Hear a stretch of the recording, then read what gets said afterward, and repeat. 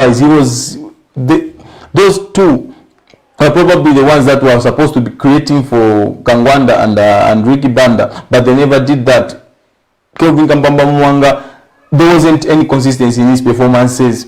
He would dribble one, then the next move he loses possession. I think, to me, like you have said, spot on. There was no clear-cut pass which Albert Kangwanda or Ricky Banda fluffed in that game. They never had service, but having said that, they could do a lot better. They could be more involved in the game with regards with their performances, Ricky Banda and Albert Kangwanda. There are some fine details whereby they could have done basics, but they didn't do that to try and open up spaces. We saw a couple of times, every time when our attacking midfielders were on top of the Mozambique box, they opted to shoot, and most of the times it was going off target. Probably they would have picked a Ricky Banda, picked an Albert Kangwanda to try and open up Mozambique, but we never did that. What I picked from the entire game is that our coaches never had a game plan against Mozambique. Mozambique had a game plan against us, because when we played the first game in Mozambique, we would have known how they play, their strength, their weaknesses, but we never knew anything about the Mozambique.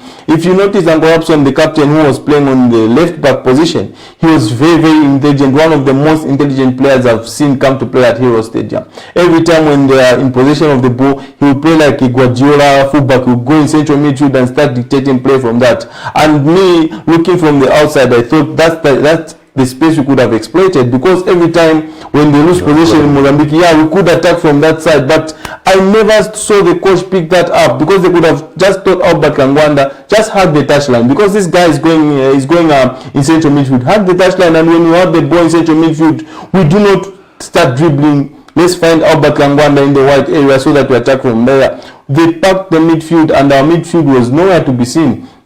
They were very, very disjointed on the day. Kapumbu, I think, to me, is one of the biggest disappointments from that game.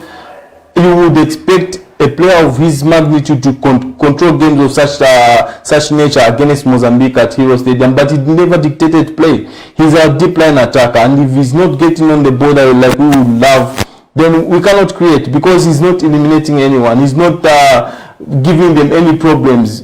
Because truth be told, those guys never bothered us defensively. That's why Alan Kapila and Dominic Chanda had a very good game. They never had to worry about their defensive duties. All they needed to do was to try and build position from the back for us.